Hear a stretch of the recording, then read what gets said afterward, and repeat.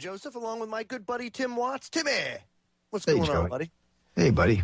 T-minus 1 day and counting till the big protest at all the state capitals happening happening on Saturday, the 19th at 12 noon.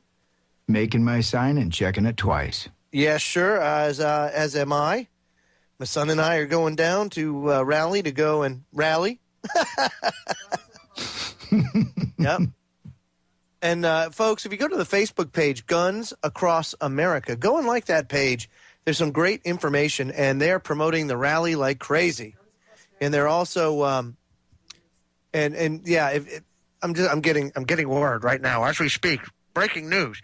Yeah, you look up Guns Across America and then your state initials, and there should be a Guns Across America for your state. And go there and check it out, because that's where a lot of the coordination's going on right now. So, or at least this is one of the places that they are. So check it out, Guns Across America on Facebook. Like them and start networking with people now. And show up. Yeah, that's right. Be like Timmy. Say, ha-ha, I don't care if it's going to be 6 degrees on Saturday, baby. Who cares about cold? We're going there to make our voices heard. So, and I hope everybody here from the Minnesota area will be there, because we will be there on the steps of the Capitol, 12 noon. Don't care if it's cold or not. That's right. So the Freedom Link will be representing in 2 states this Saturday, in North Carolina and in Minnesota. So if you want to come out and hang with us, come on down. And out-of-state residents too. You guys want to come on out? Come on. A little bit of a commute, but you can do it. Yeah, I don't think it really matters. No one's going to go around, if there's another state capital that's closer to you, like, for us, folks across the river, across the Mississippi and Wisconsin, might be a little bit of a jaunt to get all the way over, to the state capital in Wisconsin. So, come across the river, go to the state capital here in Minnesota. I mean, no one's going to check your ID and say, hey, you're from Wisconsin, you can't be here. The whole idea is about a show of force, folks. So go, to wherever is close to you. If it's a state capital, and let's just get our voice heard. That's right. I mean, this is it. They're making their move, and it's now or never, folks. This is what it all boils down to. So please make it a point to take some time out of your Saturday, even if you got to drive 2, 3, 4 hours. Is the Second Amendment worth it to you? That is the question that I pose to each and every one of you. Now, folks, our guest tonight is an incredible woman. Been doing broadcast radio now for a long time, and we were just recently on her show. And it's Joyce Riley of the Power Hour. You can hear her on the GCN radio network and many other ways, too. And she's joining us now to discuss, the atmosphere in the country and how she feels about it. So, Joyce, welcome to the broadcast. Oh, thank you so much. It's my pleasure. Oh, it's fantastic to have you here. And I'm sure that you've been paying attention just as much as Tim and I have. What's your thought about the current atmosphere and the environment in the country? I think it's ready to boil over. I really do. I think what's happening is they've got such an amazing a number of people who have caught on to the lies, and so much of it has been as a result of the Internet and radio shows like this, that people are listening outside the mainstream. And so now they're in damage control. And the damage control that's being done is crazy stuff. I mean, it's absolutely ridiculous stuff.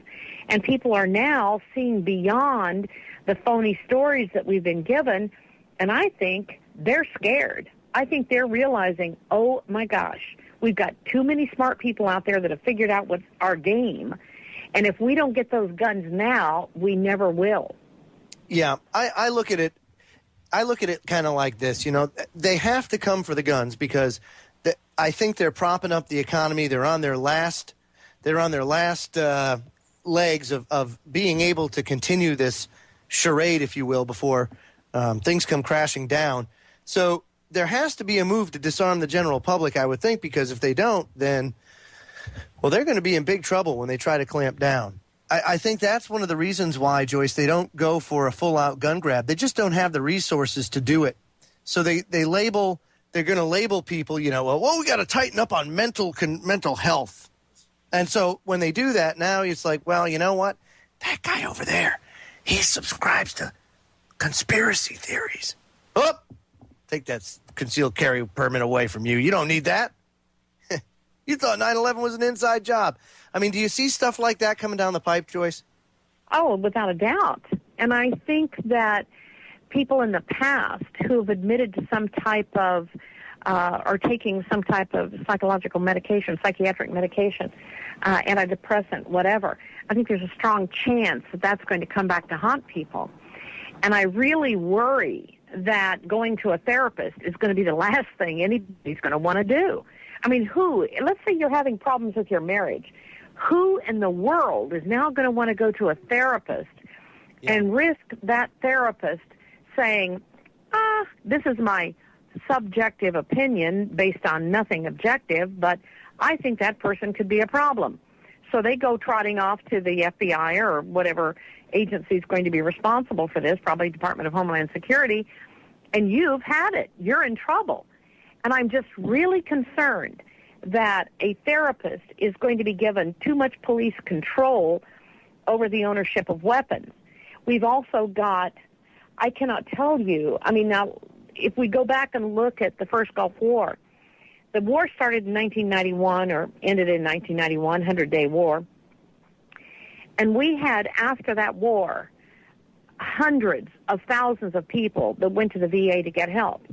And 80% of those people that went to the VA for help were either offered or placed on Prozac. Now, Tim and Joe, you cannot tell me that we sent a bunch of head cases to fight the Gulf War. But that's what we had coming back. We had people that were needing help, and they were labeled as head cases. They weren't. They had real problems, real situations, real diagnoses that they needed to be given, physical diagnoses, but instead, that didn't happen. They were given Prozac, Zoloft, Wellbutrin, you name it, and those people are now, I'm afraid, labeled.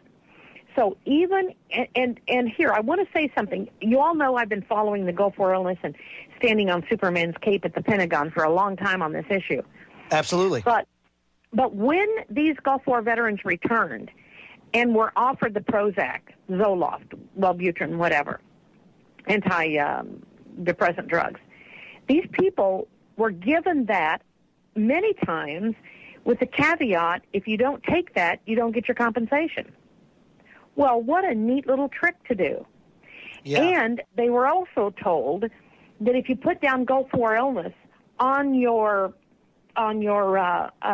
compensation claim, you wouldn't get anything because there was no Gulf War illness at the time. So many of them said, I've got headaches, I can't sleep at night, I've got, this, what they call vigilant, they're just like unbelievably just ready to snap. They just, and a lot of it had to do with, I think, the biologicals and chemicals they were exposed to. Yeah. So you've got these people that, I'm sorry. Oh, no, what I was going to say is I'm also the recipient of Gulf War syndrome. And we've traced it back, my doctor and I, to the anthrax vaccine, having to take that. That was a and it was we were one of the first people to get it, and I wasn't even in the Gulf War in that time period. I was after that.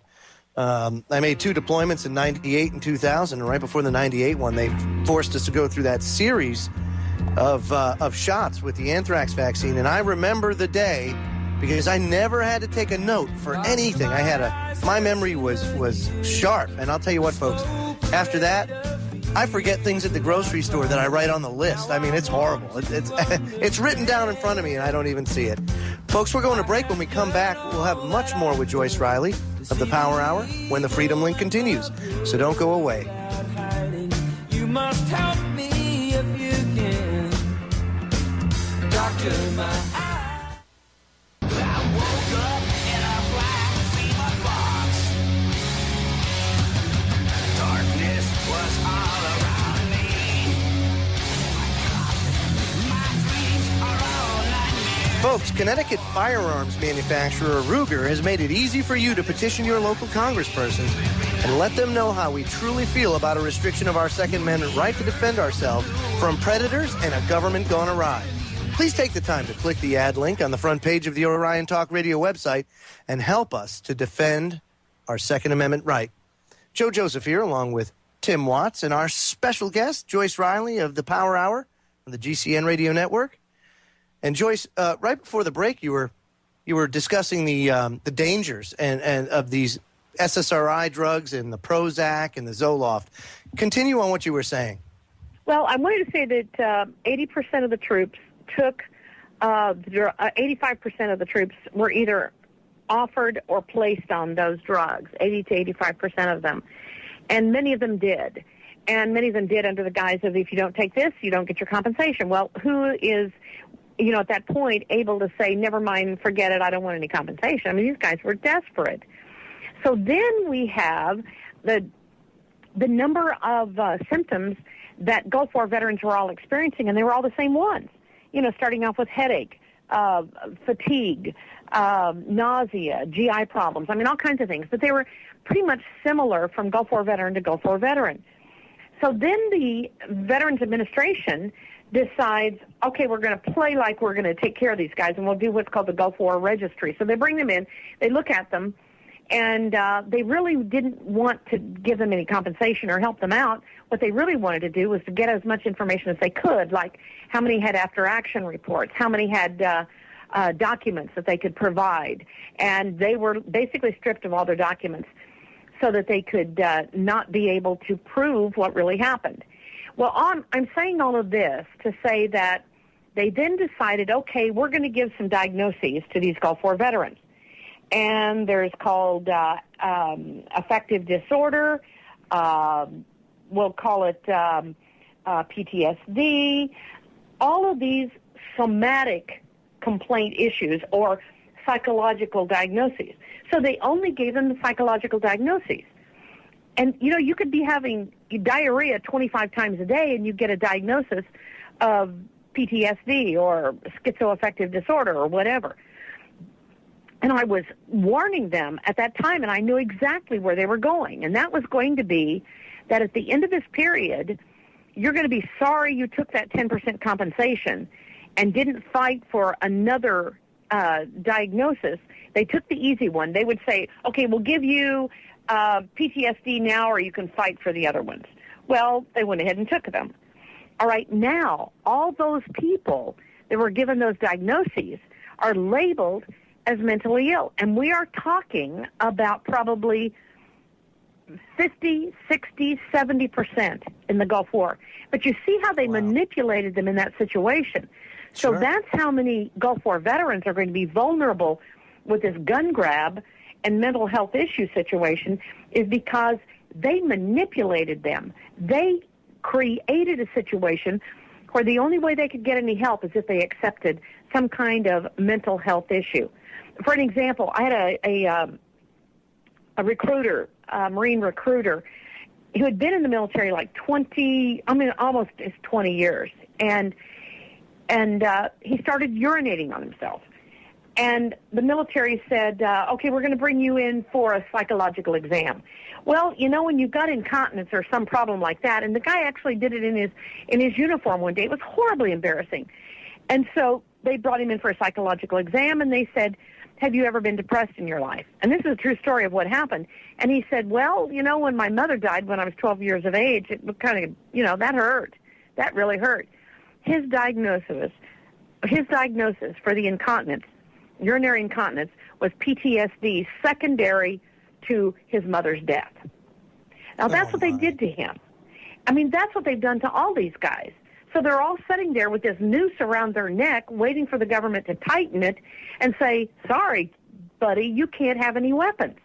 You're unstable, even though these people were not unstable. Let me give you one other example of a guy who was almost at his 20 also years in the military, and he was losing the use of his legs, and many Gulf War veterans did from the vaccines and whatever, and that was sort of the problem that I had after the Gulf War.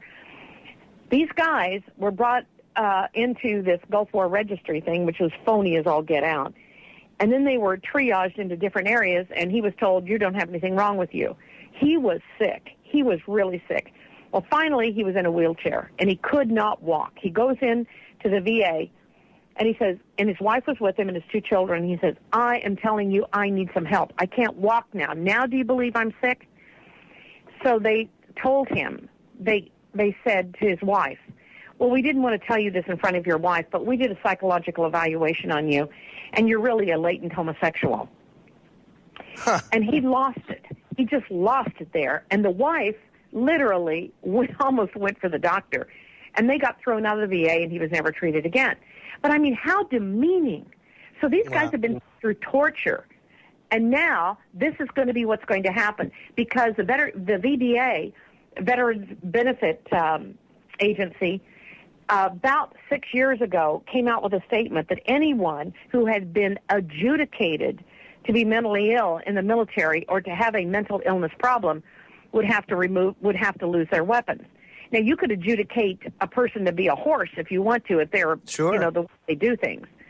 So I'm really worried about these military people. I am hugely worried about them. And imagine that, though, Joyce, because, I mean, you think about it, the vets are the ones that would be one of the biggest threats to any sort of hostile takeover, I guess you could say. And, I thank my lucky stars every day that I've never had to go to the VA for anything. That, and I could take advantage of it. I had hearing loss and all that kind of stuff, but I was like, I don't know. When in the end, there's always strings attached. And I'm very, very glad that I never had to utilize those resources. Not to say that one day I may have, may not. I don't know, but thank my lucky stars that I haven't. But you're right.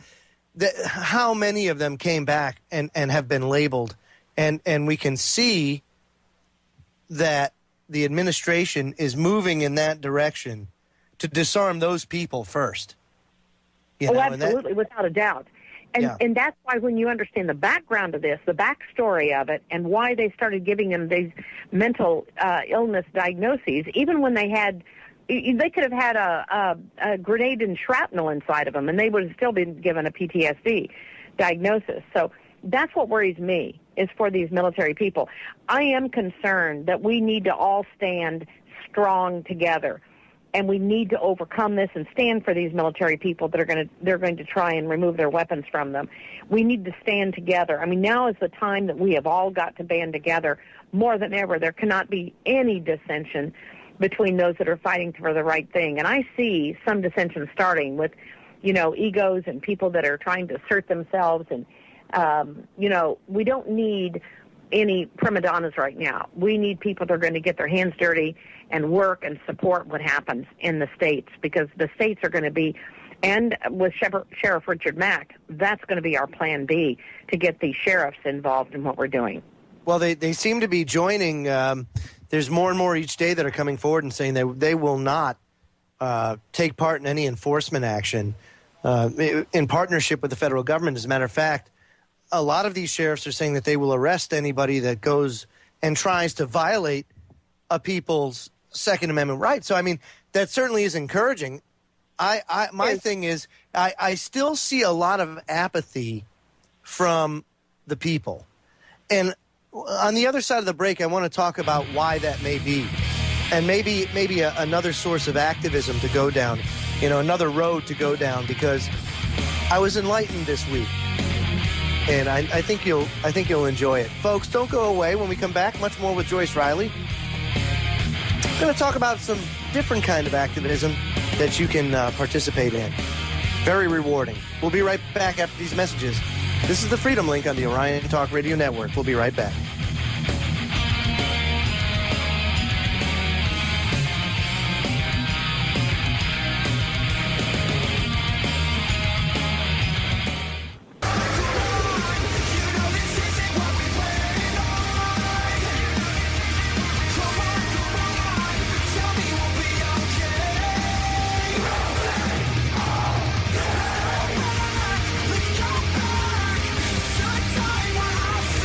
With all the talk of a gun ban and the usurpation of our Second Amendment rights, Orion Talk Radio urges everyone to start calling your elected representatives.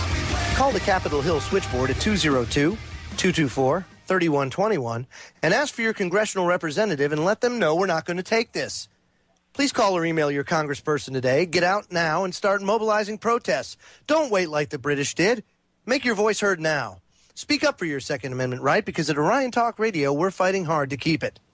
Joe Joseph here, along with Tim Watts and our special guest, Joyce Riley of the Power Hour. And, we're talking about activism.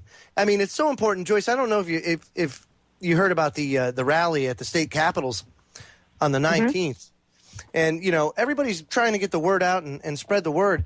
But, I was awakened to a very, very interesting reality these days. And I often wonder, are the American people, are they really that dumb? And I've come to the conclusion this week that they're not that dumb. They're really not stupid at all. They're just they're sadly misinformed and uninformed.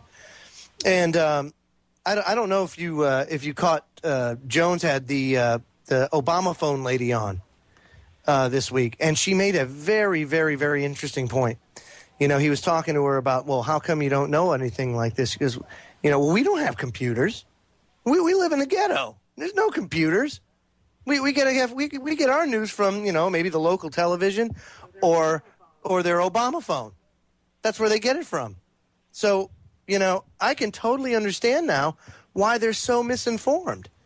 I totally didn't think about the fact that a lot of them don't have computers or a cable modem or anything like that, And wouldn't it be interesting to actually go into those neighborhoods or go to the community centers and things like that and start to educate them? What do you think about that? I think that's an awesome idea. I don't quite know how to go about that. That's an awful big prescription for, the times that we live in right now. I would say, though, that there's ignorance and there's stupidity. Right. Now, ignorance is you just haven't been told. And then the stupidity is you've probably been told and you just don't even care. But, there's a difference there. And I think what we're seeing is an amazing amount of ignorance thanks to the incredible amount of money that has been put into television networks to do exactly what they have accomplished. I mean, for 30 years now, they've been doing their job of dumbing down the people and of misdirecting them. Let me give you an example how I was a party to this. In 1991, I had been out of the Air Force for a while, and all of a sudden I hear them talking about going back to Iraq. And I'm thinking, wait a minute, I didn't have really much of a thought about it. But then they did that thing about Naira, where this girl who was supposed to have worked at the hospital in Kuwait said, they were throwing the Republican National Guard of Iraq, they were throwing the babies out of the incubators on the cold floors and they were killing them, and all these atrocities. And well, I'll be darned if I didn't hear that. And it worked for me because I heard that on television where they were throwing these babies out of incubators. I called Colonel Mountain over in Kelly Air Force Base, Texas, and said, I want to sign up again. I want to go. I want to go do what I need to do. That's horrible what they're doing, the atrocities. That was a created situation. It was done by Hill & Knowlton Advertising Agency for $10.5 million. Wow. There were never any babies thrown out of incubators. That never happened. And that girl who was supposed to have worked at the hospital in Kuwait was the daughter to the ambassador to Kuwait who lived in the United States and had never been out of the United States. So that was a scam on us. That's why I don't believe anything they tell me. So when there's something that takes place, I immediately start looking for the other side. I want to look for the facts. Because they lied to me with Naira. That got me to go back into the Air Force to be a flight nurse again, and that got me to take 10 shots in one day. And I remember writing in my journal, it said, I would take 100 shots for my country just to be able to serve. Holy schmoly. And those shots made me incredibly ill, changed my life, and I was, in the hospital by December. That was in January, and I was hospitalized and practically unable to walk in December of that year after serving 6 months flying around from just Alaska to Guantanamo Bay. But it was the vaccines that did it to me, and it was all because of that stupid story that they created by Hill & Knowlton Advertising Agency. You can look it up on the Internet. It's Nairya, I think, Naira, Nayra. But just look at the incubator baby story. You can still see it online. They've got the news clip. And George Bush Sr. quoted that over and over again. And just 2 years before that, I had done a news conference with George Bush Sr. because I was working in organ donation in Houston. And he came down and did a news conference. I invited them down to sign an organ donor card. And it was at the time that we were doing this news conference, he shook my hand, told me, "Oh, I'm just so proud of what you're doing with organ donation. If you would have done this, my daughter Robin might have lived." That was George Bush saying that. And I did not know they lost a daughter, Robin, from leukemia early on. But at that same time, he was also selling biologicals and chemicals to Iraq and making up these experimental vaccines that were later on going to hurt us. So, it's just amazing when you get into the depths of all of this, what's there. But you can't feed pablum to a new person, like the Obama phone lady. You can't feed, you've got to feed pablum. I'm sorry. You've got to feed pablum to a baby. You can't give a 6-week-old baby pizza because it's going to come up again. And people don't know this information, and they can't handle it all at once. And that's why when they get a big, huge spewing of it, they can't assimilate it. It's got to be in little bites, unfortunately. And we got a huge amount of people to talk to in a short period of time. That's right. No, you're absolutely right. When I was saying them, what I mean is simply people that live below the poverty line. And, look at it. I remember when my father was my age, he was doing the same thing that I do, because I kind of followed in my father's footsteps in a way, and making what I did at my age only in the late 80s. And, we were talking the other day, and he's like, "I don't know. I mean, why aren't you as far along, and all this kind of stuff." Well, let's see, Pop. When it comes down to cost of living, do things cost as much as they did in 1988, 89? No. And let's see, wages. Have they gone up? No, they're at the same levels as they were then. So, I mean, I can totally understand why people are at a disadvantage. And, this is all engineered. This is all engineered, Joyce, to control. And like you said, it's sad what they're doing to the veterans. They're being specifically targeted because they are a very, very big threat to their plans. Case in point, to keep people poor. You got to keep people poor because those are the people that will cause the distraction when things go down, meaning that, the poor typically aren't the ones that are preparing and hunkering down. They're the ones that are going to go and start looting and the inner city rioting first. And that's sad. That's why it's so important that you educate people now before it gets too late, Well, and of course, let me give you an example. I was shocked. I went into the beauty shop yesterday to get my hair done, and I had just done the show in the morning on Sandy Hook for 2 hours talking about the discrepancies of Sandy Hook. Yep. I walk into the beauty shop, and it was the first time I'd ever been to this beauty shop. I didn't know the people in there. And there's 3 girls that fix hair standing around talking about Sandy Hook, why it couldn't have happened the way it happened. And I was shocked. I mean, these are not patriot people. And I said to the girl, I said, "Wow, you're talking about Sandy Hook." And they said, "Yeah, there's something not right about this." And she said, "My husband's law enforcement, and he's looking at it also, and he just cannot figure this thing out either." And I said, "Well, keep looking, because there are a lot of things that are wrong with this, and you're right on track. There's a problem there." We have to take people where they are. I can't go into the 1913 and 1933 issue of the Federal Reserve with them at that time, They're not ready for it. We've got to start where the people are. No, you're right. But you know something? With Sandy Hook, it's something that everybody can relate to, especially parents. It's a tragic thing when you talk about children being massacred or killed. It's even more tragic when the narrative doesn't fit the actual events, and these children massacred, died for what? That's the thing. That's what makes it even more sick, folks. Going to break. When we come back, it'll be the last segment of hour number 1. So don't go away. More with Joyce Riley when the Freedom Link continues right here on the Orion Talk Radio Network.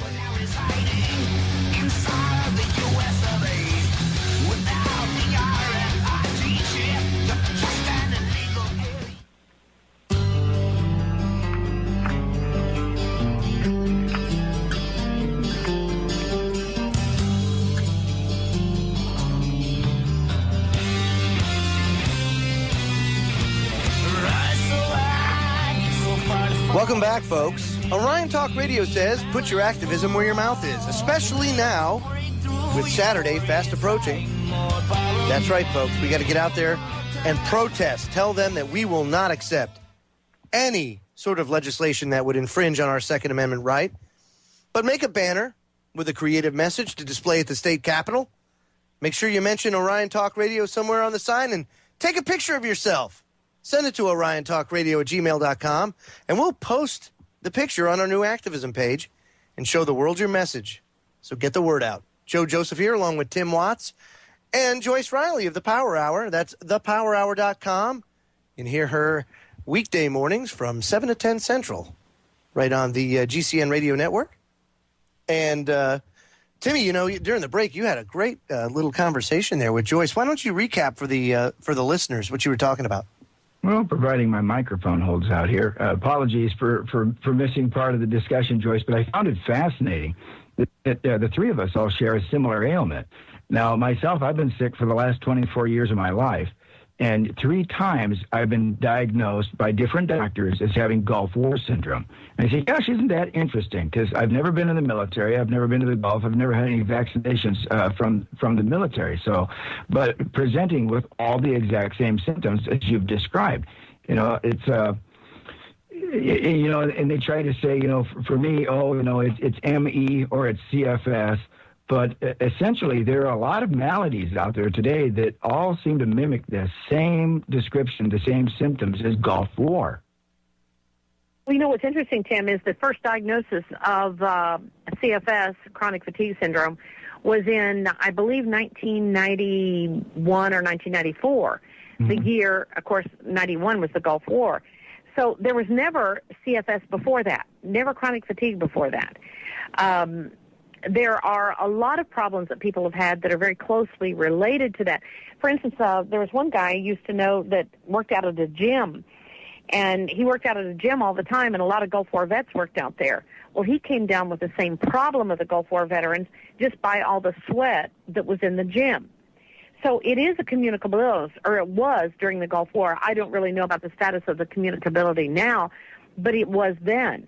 And it passed from family member to family member to child to, you know, throughout the families, they became ill.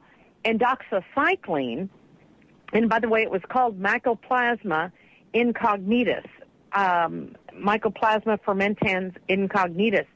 And so if you go to GulfWarVets.com, and if you haven't seen Beyond Treason, I'll send you a copy of that, Tim, because that deals with it. But the Gulf War veterans were treated with doxycycline and got over it. Many of them did. And doxycycline was heavily, heavily recommended because it would infiltrate that capsule and kill that disease. So you might want to look into that. And I don't normally recommend prescriptions, but for that particular thing, I do think that had a lot of value to most of the Gulf War veterans. Yeah, there's a lot of maladies, you know, that are very similar right now, and I find it, you know, somewhat concerning. I mean, you've got Addison's disease, you've got ME, CFS, you've got Gulf War. They all have the same thing, and some people have speculated it's an engineered virus by the government because nothing goes after so many different things in the human body like this, other than maybe AIDS. You know, this is some people have equated this to like AIDS minor or something like that. Not, you know, a sexually transmitted thing or anything like that, but the symptoms, the breakdown in the human health condition. And I think what's alarming is that having so many of them that have similar, actually exact same symptoms, but with different names, seems to split it up so that people don't understand what a huge problem this is right now all the way around the world. It's literally pandemic. And I don't know if you can actually, you know, myself, from the research I've done, to actually say it is all related to Gulf War so much as it's maybe something that relates back to government testing. You know, an agent that they were testing at the time that's maybe got loose, or maybe they wanted it loose. I really don't know what to say at this point, Joyce, other than the fact that there are a lot of other maladies out there that all present with the exact same symptoms under different names. Your life upside down, that's for sure, and it has a lot of people. You know, and we haven't even mentioned the problems with the congenital deformities of children that were exposed to this, and that the servicemen that have had deformed children. You know, one day I was driving and I had a Gulf War Veterans sign on my car, metal thing on there, and it said American Gulf War Veterans Association. I was driving outside of Jeff City, and somebody turned on their lights. A highway patrolman turned on his lights and stopped me. And I was like shocked because I hadn't done anything wrong. And he came over to my car and he said, "Ma'am," he said, "I could get fired for what I'm about to do." And I thought, oh my gosh, what's he going to do, kill me or what? And he said, "I saw your sign, Gulf War Veterans." He said, "I had to stop you." He said, "I don't know anybody to ask because the DOD won't tell me the truth." And he said, "I need to ask you this. Do you think that my child, having just been born 6 months ago, deaf, could have anything to do with the Gulf War? Have you ever heard of that before?" And I said, "Yes, unfortunately I have. And I'm so sorry to have to say that." So I had a copy of Beyond Treason with me, and I gave it to him. I mean, he was in tears. Here's this highway patrolman stopping me in tears. Wow. Because his child is deaf. And I got stopped so many times by police officers because of that sign on my car, and they were begging for information. I mean, people would hail me over on the interstate, 18-wheelers, when the Navy SEAL did one time, and he said, "Do you know anything about Gulf War illness?" Because nobody was telling him the truth. And so I'd give him the reference, I'd give him a Beyond Treason, give him the GulfWarVets.com website, and tell them whatever you do when you go into the VA, don't tell them you have Gulf War illness. Tell them you have something else. And it was so sad to see these lives torn apart. But unfortunately, you know, that's the Department of Defense that's supposed to care about our troops and leave no man behind and all that BS. Yeah. What they really done is kick them to the side of the curb.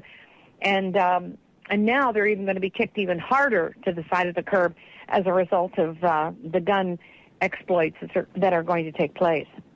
When you think that most of this all still traces back to big pharma, I mean, with Joe, it's the vaccinations. You know, is that what you found, Joyce? That a lot of this comes back to big pharma? Oh, absolutely, it does. I mean, big pharma causes so many problems with every look at Vioxx drug. I mean, 160,000 people died from heart attacks from a arthritis drug. I mean, all of these things that we're hearing now, absolutely. But it also goes back to the fact they haven't been told the truth about nutrition. They need raw fruits. They need raw vegetables. That's the only thing that heals the body. I'm getting ready to go juice now. In fact, I was getting ready to do that before the show. I'm going to juice some beet greens and some greens tonight because I want to stay well. And the only way to do that is nutritionally, unfortunately. Yeah. Well, one thing I want to add real quick is, you say, nutrition is very important. Because we do have a lot of veterans that tune into this show. Can you give any advice in the closing minutes that we have with you, Joyce, of what people can do to A, get more information on this, and B, what they can do to kind of alleviate any symptoms that you know of? Okay, I will give them a copy free of Beyond Treason, and it explains what happened, what the government did, the experiments they did. All they have to do is call me or email at thepowerhour@thepowerhour.com, and I'll give them a free copy of Beyond Treason documentary. The second thing is there's a website called hacres.com, HACRES.com, stands for Hallelujah Acres. It has the best diet that I have seen for Gulf War veterans, and that's about the only place that I have seen them get well is using the Hallelujah Acres diet. So if you go to H Acres, put in the testimony, it says it has testimonies there, put in Gulf War vets or Gulf War illness, and I think you'll be surprised. But literally, it comes down to juicing, it comes down to eating raw fruits and vegetables, and getting away from the pesticides and insecticides that only make the situation worse, because we need to have our immune system strengthened not weakened by all the processed and GMO foods. I mean, it's a real issue. And the only people that really get well from these diseases are the ones that turn their whole life upside down in the way they're eating. So I can only encourage them enough to do some research on Gulf War illness and alternative therapy on the websites. And a lot of people have put out a lot of stuff that they say works, and they just want your money, and be careful of that. One thing we have found that works is calcium bentonite clay, that it takes out the literally the toxins out of the body with calcium bentonite clay. Be very careful which calcium bentonite clay you get, but I know a lot of vets that are taking baths in that. It'll draw it out of the pores of the skin, the toxins, and it'll also take it out through the stool when you take it internally, a teaspoonful of it or a tablespoon of it a day. I know lots of people that have gotten better as a result of that. Also, ADHD children who have been vaccinated get better, too. So there are a lot of things, but you have to do your homework and do your research, and it's going to be alternative medicine that's going to help you. It's not going to be mainstream for sure. Yeah, go figure. You know, the first time in human history that we've actually seen the population of the Earth is actually going to decrease here for the first time. Yeah, so much for overpopulation. Life expectancy too, Joyce. Did you see that? Just came out recently. They said now life expectancy has been lowered. Yeah, no, I did not know that. Wow. Yeah. Yeah, I mean, it's amazing information that's coming out, you know, and again, it really gives credence to the, you know, the depopulation agenda. It totally validates it. Joyce, thank you for joining us tonight. It was fantastic having you on. Oh, thank you so much. I salute you all. Thank you so much for what you're doing. And keep going, guys, and stay focused. Yeah, and anytime you want to come on the Freedom Link, you just give us a holler. Thank you. You have a blessed evening. Thank you. Folks, hour number 1 is done. Hour number 2 is on the way. When we come back, I'm going to read you a letter from a vet. Oh, you'll like this one. Don't go away. The Freedom Link continues after the top of the hour.